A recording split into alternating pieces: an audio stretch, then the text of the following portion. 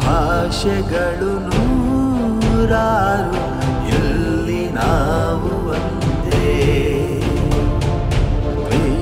ಕ್ಲೇಶಗಳ ದೂರ ಮಾಡಿ ಬನ್ನಿ ಎಲ್ಲ ಮುಂದೆ.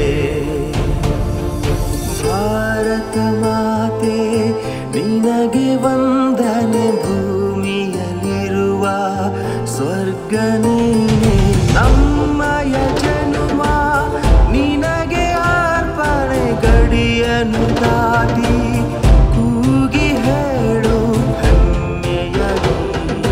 ಭಾರತ ಭಾರತ ಭಾರತ ಭಾರತ. ಪರಮ ಪೂಜ್ಯ ಡಾಕ್ಟರ್ ಜಿ ಅವರ ರಾಷ್ಟ್ರ ನಿರ್ಮಾಣ ಕಾರ್ಯಕ್ರಮಕ್ಕೆ ಶುಭ ಕೋರುವವರು ರಾಕೇಶ್ ಗಣಪತಿ, ತೈವಾನ್.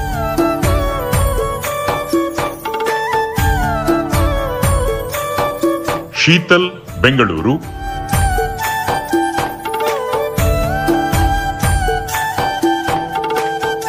ರಾಜೇಶ್ ವಕ್ವಾಡಿ, ಅಂಡಮಾನ್.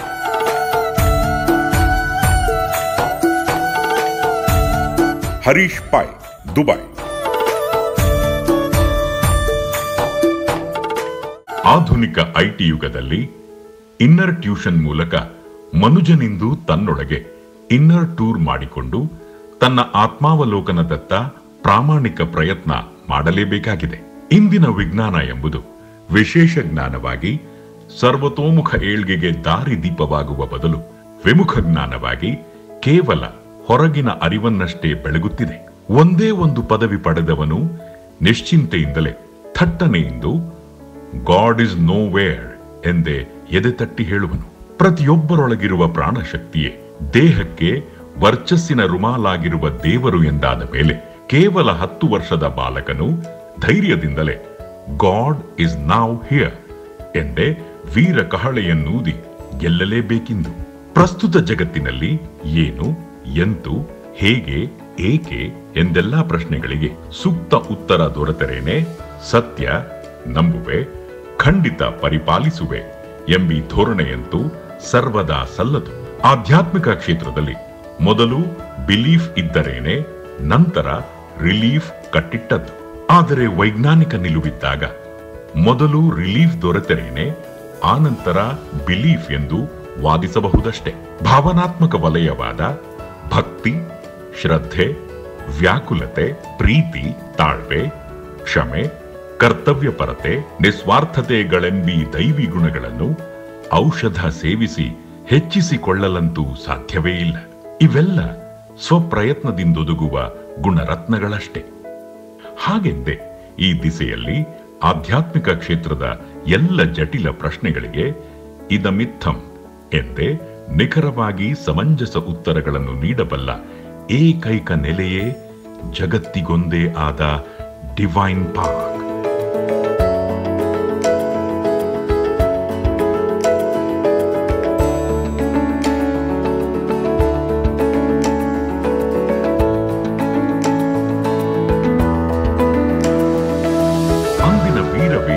ಸ್ವಾಮಿ ವಿವೇಕಾನಂದರಿಂದಲೇ ನಿರ್ಮಿಸಲ್ಪಟ್ಟ ಈ ವಿಶಿಷ್ಟ ಆಧ್ಯಾತ್ಮಿಕ ಪ್ರಯೋಗಶಾಲೆಯಲ್ಲಿ ನಾನಾ ಧರ್ಮದ, ನಾನಾ ದೇವರುಗಳ ಭವ್ಯ ನೆಲೆಯೇ ಇದ್ದು ಮಾತನಾಡುವ ದೇವರೆಲ್ಲರ ಪರಮ ಪಾವನ ಏಕೈಕ ತಾಣವಿದಾಗಿದೆ.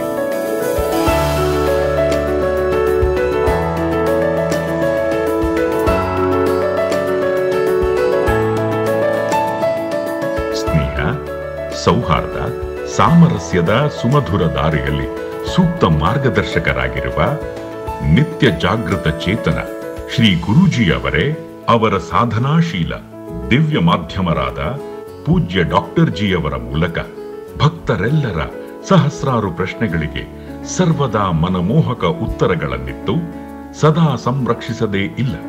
ಬದುಕಿನ ಬವಣೆಗಳ ಹಿನ್ನೆಲೆ ಏನು? ಸಮರಸದ ಸಂಸಾರದ ಮೇಲ್ಮೆ ಹೇಗೆ ಸಾಧ್ಯ? ಮಕ್ಕಳಲ್ಲಿ ಸುಮಧುರ ಬಾಂಧವ್ಯ ನನಸಾಗುವ ಬಗೆ ಹೇಗೆ? ಈ ಮಾನವ ಜೀವನ ಪಾವನವಾಗಲು ಏನು ಮಾಡಬೇಕು?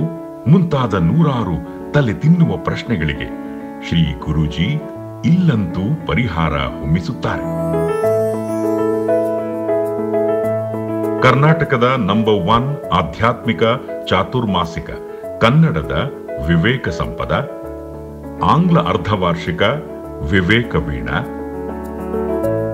6 ವಿವಿಧ ಭಾಷೆಗಳಲ್ಲಿರುವ ಆಧ್ಯಾತ್ಮಿಕ ತ್ರೈಮಾಸಿಕ ವಿವೇಕ ಕಿರಣ, ನಿಮ್ಮ ದೂರವಾಣಿಯಲ್ಲಿ ದಿನಾಲು ಮೊಳಗುವ ಒಂದೇ ನಿಮಿಷದ ವಿವೇಕ ವೀರವಾಣಿ, ಇವುಗಳೆಲ್ಲವೂ ಮನವರಳಿಸುವ ಅನುಷ್ಠಾನ ವೇದಾಂತದ ರಸಗವಳಗಳೇ ಆಗಿವೆ. ಪ್ರತಿ ತಿಂಗಳ ಮೊದಲ ಹಾಗೂ ಕೊನೆಯ ಭಾನುವಾರಗಳಲ್ಲಿ ಹೊಮ್ಮುವ ದಿವ್ಯ ಸಂದೇಶ ಸುಧೆಯಂತೂ ರಾಮಾಯಣ, ಮಹಾಭಾರತ, ಗೀತೆ, ಭಾಗವತದ ಕೆನೆ ತೆನೆಯೇ ಆಗಿದೆ. ಜಗತ್ತಿಗೊಂದೇ ಆದ ಅತ್ಯಪರೂಪದ ಈ ಡಿವೈನ್ ಪಾರ್ಕ್ಗೆ ತೆರೆದ ಮನದಿಂದಲೇ ನೀವಂತೂ ಬರಲೇಬೇಕು. ಬೇಗ ಬೇಗನೆ ಬಂದಿಲ್ಲಿ ನೋಡಲೇಬೇಕು. ಮುಂದಿನ ಅರ್ಧ ಗಂಟೆ ಕಾಲ ಸದ್ಭಕ್ತರ ಹಲವಾರು ಪ್ರಶ್ನೆಗಳಿಗೆ ಪೂಜ್ಯ ಡಾಕ್ಟರ್ ಜಿ ಅವರು ಅವರದೇ ಆದ ವಿಶಿಷ್ಟ ಕಲಾ ಪ್ರತಿಭೆಯಿಂದ ಚೇತೋಹಾರಿಯಾಗಿಯೇ ಹೃನ್ಮನ ಸಿಂಚಕ ಚಿರಸ್ಮರಣೀಯ ಉತ್ತರಗಳನ್ನೇ ನೀಡಿ ಹರಸಲಿದ್ದಾರೆ. ತದೇಕ ಚಿತ್ತರಾಗಿ ಬಂದು ನಿಂದು ಮನದಣಿಯ ಸವಿದು ನೆಮ್ಮದಿಯ ಬೀಡಾಗಿರಿ. ಹೂ ಎನ್ನುವಿರ. ರಾಷ್ಟ್ರ ನಿರ್ಮಾಣದ ವಿಶಿಷ್ಟ ರೋಮಾಂಚನಕಾರಿ ಕಾರ್ಯಕ್ರಮಕ್ಕೆ ಪರಮ ಪೂಜ್ಯ ಡಾಕ್ಟರ್ ಜಿ ಅವರನ್ನು ಸ್ವಾಗತಿಸುತ್ತಾ, ನಮಸ್ತೆ ಡಾಕ್ಟರ್ ಜಿ. ನಮಸ್ತೆ. ರಂಜಿತಾ ಬೆಂಗಳೂರಿಂದ ಈ ಪ್ರಶ್ನೆ ಕೇಳಿದ್ದಾರೆ. ಕುಲದೈವ ಎಂದರೆ ಯಾರು? ಕುಲದೈವಕ್ಕೂ ನಮಗೂ ಯಾವ ರೀತಿ ಸಂಬಂಧ ಎಳೆಯಲ್ಪಟ್ಟಿರುತ್ತದೆ ಅಂತೇಳಿ. ತಂದೆ ತಾಯಿ ತಾತ ತಾತಿ ಅವರ ಕಾಲದಿಂದ ನೆಚ್ಚಿಕೊಂಡು ಬಂದ ದೇವರು ಕುಲದೇವರು. 2 ತಲೆಮಾರು ಅಥವಾ 3 ತಲೆಮಾರಿನಿಂದ ನೆಚ್ಚಿಕೊಂಡು ಬಂದ ದೇವರು ಕುಲದೇವರು ಅಂತ ಬಂತು. ಅನಾದಿ ಕಾಲದಿಂದ ನಂಬಿದ ದೇವರು ಅಂತ ಕುಲದೇವರು ಅಷ್ಟೇ. ನೀವು ಆ ಕುಲದೇವರನ್ನು ನಂಬಿದರೆ ಆ ಕೊಳಕೆಯಲ್ಲಿ ರೈಲ್ವೆ ಬೋಗಿಗೆ ಇನ್ನೊಂದು ಬೋಗಿ ಜಾಯಿನ್ ಆದಂಗೆ ಇಂಜಿನ್ ಹೋಗುವಾಗ ಈ ಬೋಗಿಯು ಕೂಡ ಆಟೋಮೆಟಿಕ್ಕಾಗಿ ಮುನ್ನಡೆ ಸುಲಭ ಆಗುತ್ತೆ. ಎಲ್ಲದಿದ್ದರೆ ಹೊಸದಾಗಿ ನೀವು ಭಕ್ತಿ ಶ್ರದ್ಧೆ ವ್ಯಾಕುಲತೆ ರೂಢಿಸಿಕೊಂಡು ಇನ್ನೊಬ್ಬ ದೇವರನ್ನು ನಂಬಿಕೊಂಡು ಹೋಗುವಾಗ ಅಷ್ಟರ ತನಕ ಅದು ಸ್ಟಡಿ ಆಗುವ ತನಕ ನಿಮ್ಗೆ ಸ್ವಲ್ಪ ವೇಟಿಂಗ್ ಚಾರ್ಜ್ ಜಾಸ್ತಿ ಆಗುತ್ತೆ. ಇದು ಆಲ್ರೆಡಿ ಆಗಿದೆ, ಗ್ರೌಂಡ್ ಪ್ರಿಪೇರ್ ಆಗಿದೆ, ನೀವು ಬೀಜ ಬಿತ್ತಿದ್ರೆ ಸರಿ. ಇಲ್ಲದೆ ನಿಮ್ಮ ಸಾಧನೆ ಮೂಲಕ ಗ್ರೌಂಡ್ ಪ್ರಿಪೇರ್ ಆಗಿ ಹೊಸ ಬೀಜ ತೊಗೊಂಡು ಬಿತ್ತಬೇಕು. ಟೇಕ್ಸ್ ಟೈಮ್ ಅಷ್ಟೇ. ಅಂದರೆ ಹಿಂದಿನವರು ಅಂದರೆ ಅವರ ಅಭಿರುಚಿ ವರ್ತನೆ ತಕ್ಕಂತೆ ಕುಲದೈವನ ಅಲ್ಲ, ಅವರು ಒಂದು ಆರಿಸಿಕೊಂಡದ್ದನ್ನು ಕುಲದೇವರನ್ನು ಮಾಡಿದರು ಅಷ್ಟೇ. ಹಿಂದಿನವರು ಫಸ್ಟ್ ಆರಿಸ್ಕೊಂಡು ಬಂದರು. ನಾನು ಗಣೇಶ ನಂಬಿದ್ದೇನೆ, ಗಣದೇವಿ ನಮ್ಮ ಕುಲದೇವರು. ಬರುತ್ತೇವರವರಿಗೆಲ್ಲ ನೀವು ಕುಲದೇವರಾಗಿ ಗಣೇಶ ತಗೊಳ್ಳಿ ಅಂತ ಅವರ ಅರ್ಥ. ಅಂದರೆ ನಮ್ಮ ಕುಲದೇವರು ನಮಗೆ ಹೆಚ್ಚಿನ ಸಹಾಯ ಮಾಡುತ್ತಾನೆ. ನಮ್ಮ ಪಾರ್ಟಿ ಅಂತ ಇದ್ದಂಗೆ ನಮ್ಮ ಪಾರ್ಟಿ ಮಾರ್ರೆ ಅಂತೇಳಿ ನೀವು ಮಿಕ್ಸ್ ಆಗೋ ಸುಲಭ. ಅಲ್ಲಿ ಎಡತಡೆ ಇರುವುದಿಲ್ಲ, ಅಂಬಿಗಿಟಿ ಇರುವುದಿಲ್ಲ, ಏನು ಮಾಡ್ತಾರೋ ನಮ್ಮ ಸಂಶಯ ಇರುವುದಿಲ್ಲ, ಎಲ್ಲರೂ ನಮ್ಮವ್ರೆ. ಆ ಬಳಕೆಗೆ ಒಂದು ನಿರಾತಂಕವಾಗಿ ಅಡ್ಜಸ್ಟ್ ಆಗೋಕ್ಕೆ ಸುಲಭ ಆಗುತ್ತೆ ಅಷ್ಟೆ. ಬಟ್ ಅದಕ್ಕೂ ಇದಕ್ಕೆ ಸಂಬಂಧ ಇಲ್ಲ. ನಿಮ್ಮ ಭಕ್ತಿ ಶ್ರದ್ಧೆ ವ್ಯಾಕುಲತೆ ದೀರ್ಘವಾದರೆ, ಆಮೇಲೆ ಆಳಕ್ಕಿದ್ರೆ, ಡೈವಿಂಗ್ ಡೀಪ್ ಆದರೆ ಯಾವ ದೇವರಾದರೂ ಒಂದೇ, ಅವ ಕುಲದೇವರೇ. ಕುಲವನ್ನು ಕಾಪಾಡುವ ದೇವರು ಕುಲದೇವರು ಅಷ್ಟೇ. ಅಂದರೆ ಈಗ ಕುಲದೈವ ಅಂತೇಳಿ ಹಿಂದಿನವರನ್ನ ಅಂದರೆ ನಮಗೆ ಅದು ಸುಲಭವಾಗಿ ನಮಗೆ ಅದರಿಂದ ಮುಂದೆ ಬೆಳವಣಿಗೆ ಆಗಲಿಕ್ಕೆ ಸುಲಭ ಅಂತ ಈಗಾಗಲೇ ಹೋಮ್ವರ್ಕ್ ಮಾಡಿದ್ದಾರೆ. ನಾವು ಸ್ವಲ್ಪ ಮುಂದಾದ್ರೆ ಸರಿ. ಇಲ್ದಿರ ನಾವೇ ಹೋಮ್ವರ್ಕ್ ಮಾಡಿಕೊಂಡು ನೀವು ಇಲ್ಲಿರಿ ಏನು ಬೇಡಿ, ಆ ಬೇಡೋ ಕೆಲಸ ಅವ್ರು ಮಾಡಿದ್ದಾರೆ ಎಂಬ ನಂಬಿಕೆ ಇದ್ದರೆ ಕುಲದೇವರಿಂದ ನಿಮ್ಗೆ ಲಾಭ ಇದೆ. ಈಗ ಕುಲದೇವರಿಗೆ ಗೊತ್ತಿಲ್ಲ ಅಂದ ಆ ಸಂದರ್ಭದಲ್ಲಿ ಯಾವ ದೇವರನ್ನು ನಂಬಿ ಕುಲದೇವರನ್ನು ತಗೊಳ್ಳಿ, ನಾವು ತಿಂಟುವರಿ. ಆ ರೀತಿಯಾಗಿ ಏನು ತೊಂದರೆ ಇಲ್ಲ. ಅದಕ್ಕೊಂದು ಬೇಕಾಗಿದೆ ಅಂತ ಏನಲ್ಲ, ಇದ್ದರೆ ನಿಮಗೆ ಸಹಾಯ ಆಗಬಹುದು, ಆಗಬೇಕಂತೂ ಇಲ್ಲ. ಯಾಕಂದರೆ ಭಕ್ತಿ ಶ್ರದ್ಧೆ ವ್ಯಾಕುಲತೆ ಅಂದ್ಕೊಂಡು ಭಗವಂತ ಡಿಸೈಡ್ ಮಾಡ್ತಾನೆ ಕುಲದೇವರು ಹೌದಾ ಅಲ್ಲ ಅಂತ. ಅಲ್ಲದಿದ್ದರೂ ಪರವಾಗಿಲ್ಲ, ಭಕ್ತಿ ಶ್ರದ್ಧೆ ವ್ಯಾಕುಲತೆ 100% ಇದ್ದರೆ ನಿಮಗೆ ಕೃಪೆ ಗ್ಯಾರಂಟಿ. ಲಕ್ಷ್ಮೀ ಚಿಕ್ಕಬಳ್ಳಾಪುರದಿಂದ ಪ್ರಶ್ನೆ ಕೇಳಿದ್ದಾರೆ ಡಾಕ್ಟರ್ ಜಿ. ಅತ್ಯಂತ ಕುಡಿತ ಮತ್ತು ಧೂಮಪಾನ ಹೆಚ್ಚಿರುವ ನನ್ನ ಗಂಡನನ್ನು ಆ ವ್ಯಸನದಿಂದ ಹೊರತರುವುದು ಹೇಗೆ ಅಂತ ಹೇಳಿ. ಅದೇ ಪತ್ರದಲ್ಲಿ ಅವರು ಅದಕ್ಕೆ ಸುಮಾರು ಟ್ರೀಟ್ಮೆಂಟಲ್ಲಿದೆ. ಮನಸ್ಸು ಶುದ್ಧವಾಗಬೇಕು, ವಿಶಾಲವಾಗಬೇಕು, ಆಮೇಲೆ ಅವರು ಶರಣಾಗತಿ ಬರಬೇಕು. ಅದರಲ್ಲಿ ಹೆಂಡತಿ ಮೊದಲು ಸಾಧನೆ ಮಾಡಬೇಕು. ಹೆಂಡತಿಯ ಉದ್ದೇಶ ನನ್ನ ಗಂಡ ಸಫಲ ಆಗಬೇಕು, ದುಶ್ಚಟದಿಂದ ವಿಮುಕ್ತಿಗೊಳಿಸಬೇಕು. ಅಂಥದ್ದು ತುಂಬ ಕೇಸಾಗಿದೆ. ಕೊನೆ ಕುಡ್ಕ ಗಂಡನೇ ಹೆಂಡತಿನ ಕರ್ಕೊಂಡ್ಬಂದು ಹೆಂಡತಿಯ ಕಾಲಿಗೆ ಬಿದ್ದು ನಿಂಗೆ ತುಂಬ ನೋವು ಮಾಡಿದ್ದೇನೆ ಡಾಕ್ಟ್ರೇ ಕ್ಷಮಿಸಿ ಅಂತ ಹೇಳಿ ಇಂಥದ್ದು ಕೇಸ್ ನೂರಾರು ಆಗಿದೆ ಡಿವೈನ್ ಪಾರ್ಕ್ ಇತಿಹಾಸದಲ್ಲಿ. ಹೆಂಡತಿ ತ್ಯಾಗಕ್ಕೆ ಸಮಾನಬೇಕು. ಸಾಮಾನ್ಯ ಈಗ ಹೆಂಡತಿ ಈ ಗಂಡ ಕುಡ್ಕ ಹಂಗೆ ಡೈವರ್ಸ್ ಕೊಡ್ತಾಳೆ, ಅವನ ಜೊತೆ ಒದ್ದಾಡಿದಾರೆ, ನೀನು ಎಲ್ಲಿ ಬೇಕಾದ್ರೆ ಹೋಗಿ ಸಾಯಿ ಬೇಕಾದ್ರೆ, ಗೌರವ ಎಲ್ಲ ಹೋಗುತ್ತೆ. ಅಂಥದ್ದು ಆಗಬಾರ್ದು. ಅಂದರೆ ಡಾಕ್ಟರ್ ಜಿ ಈಗ ಆ ಥರ ಇದ್ದರೆ ಅವರನ್ನು ತಿದ್ದುವಂಥ ಪ್ರಕ್ರಿಯೆ ನಡೆಯುವುದೇ ಇಲ್ಲ ಒಂದು, ಮತ್ತು ಹೇಗೆ ತಿದ್ದಬೇಕಂತ ಅದು ಗೊತ್ತಿಲ್ಲ. ಅಲ್ಲ, ಅಷ್ಟು ದೊಡ್ಡ ಮನಸ್ಸು ಮಾಡಿ ಈ ಗಂಡಿಗಾಗಿ ತ್ಯಾಗ ಮಾಡೋಕ್ಕೆ ಯಾವ ಹೆಂಗಸು ತಯಾರಿಲ್ಲ. ಇನ್ನೊಂದು ಮದುವೆ ಆಗ್ತೇನೆ ನನ್ನ ತಿಂಟುವರಿ ಡೈವರ್ಸ್ ಕೊಟ್ಟರು ಅವನೊಂದು ಏನಾರು ತಗೊಂಡು ಇನ್ನೊಂದು ಮದುವೆ ಆಗೋದು. ಅವ ದಂಡ ಅಂತ ಆದಮೇಲೆ ನೋ ಯು ಸೆಟರ್, ದನ ಬರಡಾದ್ಮೇಲೆ ಬೂಸೆ ಹಾಕಿ ಹಾಕೋದು ಆಗಿದೆ ಐಡಿಯಾ ಅಂತ ಕತೆ. ಆದರೆ ಅದರಿಂದ ಹೊರಗೆ ತರಬೇಕಂತ ಇದೆ ಡಾಕ್ಟರ್, ದಾರಿ ಇದೆ. ಅದಕ್ಕೆ ಅವರು ಲೆಟ್ರ್ ಬರೀಬೇಕು, ಅಥವಾ ವಿಶಾಲವಾದ ಲೆಟರ್ ಬರೆದು ಅದಕ್ಕೆ ಓಕೆ ಮಾಡಿ ಆಮೇಲೆ ಅವ್ರು ಓಕೆ ಅಂತ ಹೇಳಿದ್ಮೇಲೆ ಗುರುಜಿ ಮಾರ್ಗದರ್ಶನ ತೋರಿಸ್ತಾರೆ ಆ ಥರ. ಓಕೆ. ಸರ್ಪಭೂಷಣ ಶಿರಸಿಯಿಂದ ಈ ಪ್ರಶ್ನೆ ಕೇಳಿದ್ದಾರೆ ಡಾಕ್ಟರ್ಜಿ. ಆಧ್ಯಾತ್ಮಿಕ ಗುರುಗಳು ತಮ್ಮ ಜೀವಿತಾವಧಿಯಲ್ಲಿ ಭಕ್ತರೆದುರು ವ್ಯಕ್ತಪಡಿಸುವ ಶಕ್ತಿಗಿಂತ ದೇಹಾತೀತರಾದ ನಂತರ ಅವರ ಶಕ್ತಿ ಜಗದಗಲ ಗೊತ್ತಾಗುತ್ತದೆ. ಇದರ ಹಿಂದಿನ ಉದ್ದೇಶವೇನು ಅಂತೇಳಿ. ಹೌದು, ಲೌಕಿಕ ಜಗತ್ತಿನಲ್ಲಿ ಅವ್ರಿಗೊಂದು ಲಿಮಿಟೇಷನ್ ಇರುತ್ತಲ್ಲ, ಈ ಕಾಸ್ಟು, ಈ ಧರ್ಮ, ಈ ನಿಯಮ. ಸೊ ಅಲ್ಲಿ ಅದ್ವೈತ, ದ್ವೈತ, ವಿಶಿಷ್ಟಾದ್ವೈತ. ಅವ್ರು ಒಂಚೂರು ಅಲ್ಲಿಗೆ ಹೋದ್ಕೊಳ್ಳೋ ಇವರು ವಿಶಿಷ್ಟ ಅದ್ವೈತ, ರಾಮಾನುಜಾಚಾರ್ಯ ಶಿಷ್ಯರು ಬರುತ್ತೆ. ಸತ್ತ ಮೇಲೆ ಅದು ಇರೋದೇ ಇಲ್ಲ, ಎಲ್ಲ ಕಡೆ ಜಗತ್ತೇ ಒಂದೇ ಬರುತ್ತೆ. ಆಗ ಅಲ್ಲೋಗಿ ಅವ್ರು ಲೀಲಿ ತೋರಿಸ್ತಾರೆ, ತಪ್ಪೇನಿದೆ. ಅಂದರೆ ಆ ಸಂದರ್ಭದಲ್ಲಿ ಹೆಚ್ಚು ಇದೆಲ್ಲ ಲಿಮಿಟೇಷನ್ ಮಾರ್ರೆ ಅವರಿಗೆ. ಈಗ ಐಡೆಂಟಿಟಿ ಬರುತ್ತೆ, ಹೆಸರು, ಕೀರ್ತಿ, ಅಂತಸ್ತು ಎಲ್ಲ ಬಂದಾಗ ಐಡೆಂಟಿಟಿ. ನಾನು ಹೇಳಿದ್ದಿಲ್ಲ, ಕಾಂಪೌಂಡಿಗೆ ಹೆಸರು, ಗೇಟಿಗೆ ಹೆಸರು, ದಾರಿಗೆ ಹೆಸರು, ಪೆನ್ನಿಗೆ ಹೆಸರು, ಟೇಬಲಿಗೆ ಹೆಸರು. ಸತ್ತ ಮೇಲೆ ಹೆಸರು ಇಲ್ವಲ್ಲ, ಫ್ರೀ ಆಗುತ್ತೆ, ಅವ್ರು ಫ್ರೀ ಬರ್ಡ್ ಆಗ್ತಾರೆ ಅಷ್ಟೇ. ಈಗ ಹೆಚ್ಚಿನಾಗಿ ಡಾಕ್ಟರ್ ದೇಹಾತೀತರಾದ ನಂತರವೇ ಅವರು ಪ್ರಚಾರ ಆದದ್ದು, ಅವ್ರ ಮೈನ ಗೊತ್ತಾಗೋದು ಹೋದ್ಮೇಲೆ ಇದ್ದಾಗ ಗೊತ್ತೇ ಇಲ್ಲ. ಸತ್ತೆಮ್ಮೆ 10 ಲೀಟರ್ ಕೊಡುತ್ತೆ ಅಂತ ಇರುವಾಗ ಅದಕ್ಕೆ ಬುಸ್ ಸಾಕುದಿಲ್ಲ. ಹೌದು ಡಾಕ್ಟರ್. ಸೋಮೇಶ್ವರ್ ನಂಜನಗೂಡಿನ ಪ್ರಶ್ನೆ ಕೇಳಿದರೆ, ದೂರ್ವಾಸ ಮುನಿ ಜಮದಗ್ನಿ ಹಾಗೂ ವಿಶ್ವಾಮಿತ್ರ ಮಹಾಕೋಪಿಷ್ಟರಾಗಿದ್ದರು, ಆದರೂ ಕೂಡ ದೇವರ ಸಾಕ್ಷಾತ್ಕಾರವನ್ನು ಪಡೆದಿದ್ದರು. ಇಂಥ ಕೋಪಿಷ್ಟರಿಗೂ ದೇವರು ಹೇಗೆ ಒಲಿದಿದ್ದರು ಅಂತೇಳಿ. ಹೌದು, ಕೇಳಬೇಕು ನೀವು. ಭಗವಂತನ ಕೃಪೆಗಾಗಿ ಕಣ್ಣೀರು ಹರಿಸಿದ್ದಾರೆ ಅವರು. ವಿಶ್ವಾಮಿತ್ರ ಹೇಳ್ತಿದ್ದೆ, ನಾನು ಕೋಪ ತೋರಿಸಿದೆ, 10 ನಿಮಿಷ ಕೋಪ ತೋರಿಸಿದ್ರೆ 10 ಗಂಟೆ ಅವನಿಗಾಗಿ ಅಳ್ತೇನೆ. ಇದು ಗೊತ್ತಾಗ್ತದೆ ಯಾರಿಗ? ತೆರೆಮರೆಯ ಯಾವ ಸಾಧನೆಯೂ ಗೊತ್ತಾಗೋದಿಲ್ಲ. ಹೊತ್ತಾಗ ಭಗವಂತ ಕ್ಷಮಿಸುತ್ತಾನೆ. ಅದು ನಿಜವಾಗಿ ಕೋಪ ಸಹ ಅಲ್ಲ, ಅಸಮಾಧಾನ. ಅವನ ಮನಸ್ಸಿಗೆ ನೋವಾದಾಗ ಗಟ್ಟಿ ಸ್ವರ ಏರಿಸ್ತಾನೆ, ತಪ್ಪದು. ಆಮೇಲೆ ಅಳ್ತಾನೆ, ಅವ್ರಿಗೆ ಕ್ಷಮಿಸೋ. ಮರಣದಂಡನೆಯನ್ನು ಕೂಡ ನಮ್ಮ ರಾಷ್ಟ್ರಪತಿ ಮನ್ನಾ ಮಾಡ್ಬೋದು.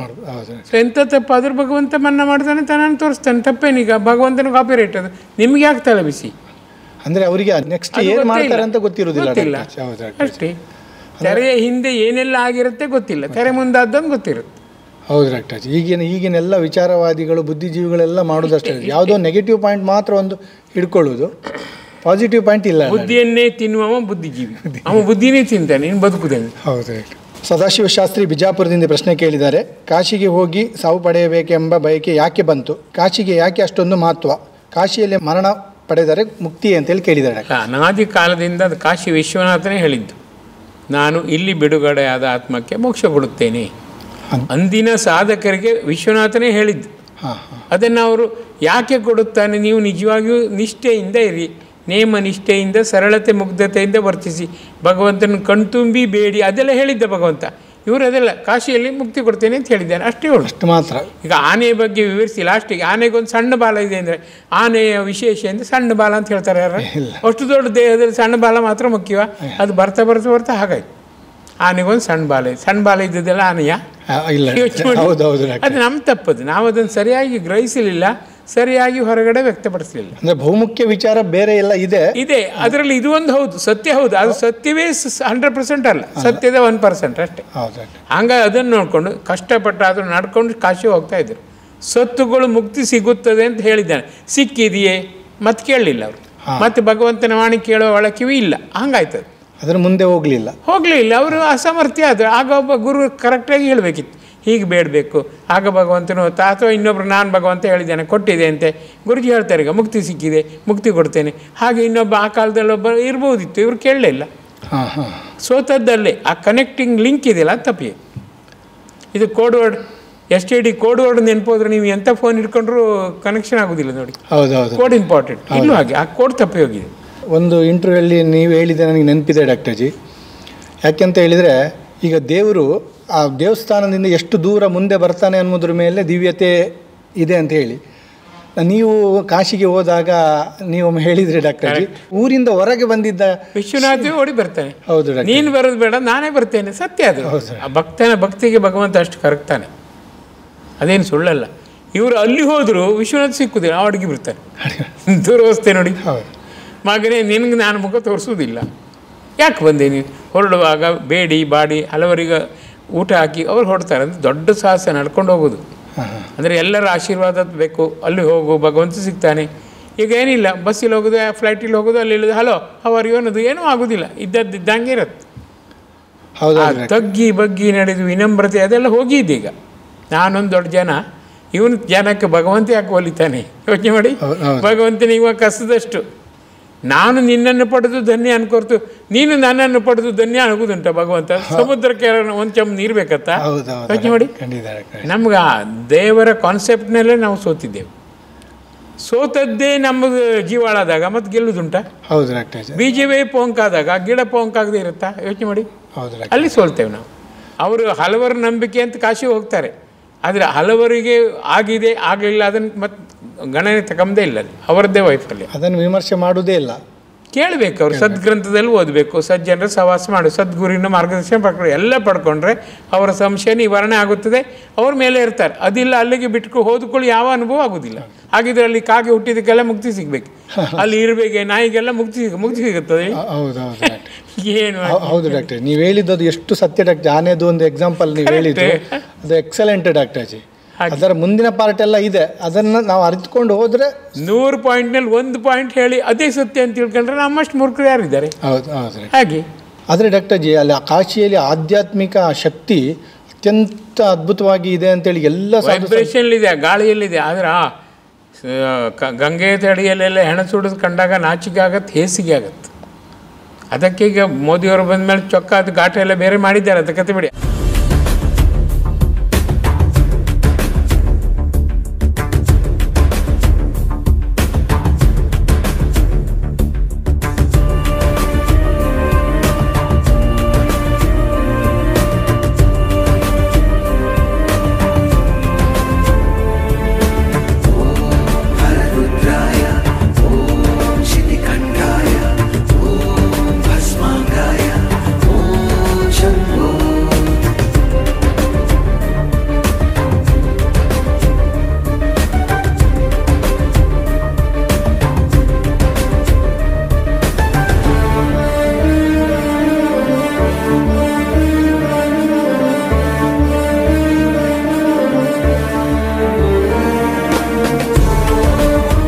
ಆ ಕಾಲದಲ್ಲಿ ನಾನು ಹೋದಾಗ ನೀರಿನಲ್ಲೇ ತಲೆ ಬುರುಡೆ ಇರುತ್ತೆ, ಕೈ ಇರುತ್ತೆ, ಕಾಲು ಇರುತ್ತೆ, ಎಲ್ಲ ತಿಳ್ಕೊಂಡು ಹೋಗ್ತಾ ಇರ್ತದೆ. ಅದರಲ್ಲಿ ನಾವು ಸ್ನಾನ ಮಾಡೋದು ಹೇಗಾಗಬೇಕು? ನಾನು ಸ್ವತಃ ಕಂಡಿದ್ದೇನೆ. ಅದನ್ನು ಅರ್ಧ ಸುಟ್ಕೊಂಡು ತೆಗೆದು ಗಂಗೆ ಹಾಕಿಬಿಡ್ತಾರೆ. ನಾನು ಎಷ್ಟು 4-5 ಸರಿ ಹೋದಾಗ ಪಾಪ ಆಗಿ ಕಾಣುತ್ತೆ. ಅವ್ರಿಗೆ ದಾರಿ ತೋರಿಸೋರಿಲ್ಲ, ದಾರಿ ಗೊತ್ತಿದ್ದವರು ಮಾತಾಡೋದಿಲ್ಲ. ಅಂಥ ಸ್ಥಿತಿಯಲ್ಲಿ ಕುರುಡನೇ ದಾರಿ ತೋರಿಸೋದು ಹಾಗಾಗಿದೆ ಅಲ್ಲಿ. ಅಂದರೆ ಹಿಂದೂ ಧರ್ಮದ ಸ್ಥಿತಿ ಎಷ್ಟೊಂದು ಒಂದು ಒಳ್ಳೆಯ ಅತ್ಯಂತ ಶ್ರೇಷ್ಠ ಸ್ಥಿತಿ ಡಾಕ್ಟರ್ ಜಿ. ಆದರೆ ಇಂಥ ಕೆಲವೊಂದು ಸರಿಯಾಗಿ ತಿಳಿಯದೆ ಮಾಡುವಂಥ ಪ್ರಕ್ರಿಯೆ ವರ್ಸ್ಟ್ ಆಗಿದೆ. ಬೆಸ್ಟ್ ಆಗಬೇಕಾದ ವರ್ಸ್ಟ್ ಆಗಿದೆ. ಏನು ಮಾಡೋದು?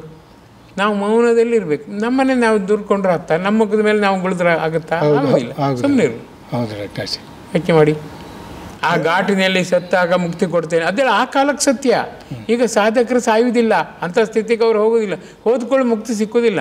ಅಲ್ಲಿ ಬೇಡಬೇಕು, ಇದ್ದವರು ಬೇಡಬೇಕು, ಬೇಡಿದ್ರೆ ಮಾತ್ರ ಸಾಧ್ಯ. ಸತ್ಯ ಹೌದು, ಸತ್ಯದ ಒಂದು ಅಂಶ, ಅದು 100% ಅಲ್ಲ. ಹೇಮಾವತಿ ಹಾಸನದಿಂದ ಈ ಪ್ರಶ್ನೆ ಕೇಳಿದ್ದಾರೆ. ಕೆಲವೊಂದು ದೇವರ ವಿಗ್ರಹಗಳನ್ನು ಮತ್ತು ಫೋಟೋಗಳನ್ನು ಮನೆಯಲ್ಲಿ ಇಟ್ಟುಕೊಳ್ಳಬಾರದು ಎನ್ನುತ್ತಾರೆ, ಇದರಿಂದ ಕಷ್ಟವಾಗುತ್ತದೆ, ಕೇಡಾಗುತ್ತದೆ ಎನ್ನುತ್ತಾರೆ. ಹೌದೇ ಸರಿಯೇ ಡಾಕ್ಟರ್? ಸುಳ್ಳು ಮಾರ್ರೆ. ದೇವ್ರ ಫೋಟೋ ಏನು ಮಾಡಿದೆ? ಏನಾದರೂ ಜೀವನದಲ್ಲಿ ನೀವು ಅವಿಭಾಜ್ಯ ಅಂಗ, ಕಷ್ಟ ಸುಖ ಅವಿಭಾಜ್ಯ ಅಂಗ. ಸುಖ ಅಂದರೆ ಕಡಿಮೆ ಕಷ್ಟ, ಕಷ್ಟ ಅಂದರೆ ಕಡಿಮೆ ಸುಖ. ಅವ್ರಿಗೆ ಹೇಳ್ತಾರಲ್ಲ, ನೀವು ಆರಾಧಿಸಿ, ಕಣ್ಣೀರು ಹರಿಸಿ ಆರಾಧಿಸಿ, ಯಾವ ಮೈನಸ್ಸು ಆಗೋದಿಲ್ಲ. ಅದು ಯಾವುದು ನಿಮಗೆ ಮೈನಸ್ ಆಗಿ ಸತ್ತೋದ್ರಿ ಉತ್ತಮ ಮುಕ್ತಿ ಸಿಗುತ್ತೆ. ಇನ್ನೇನು ಮಾಡ್ತೀರಿ? ಸತ್ತರೂ ಕೂಡ ಉತ್ತಮ ಉದ್ಧಾರ ಸಿಗುತ್ತೆ. ನೀವು ಬದುಕಿ ಏನಾಗಬೇಕು? ನನ್ನ ಪ್ರಶ್ನೆ ಇದೆ.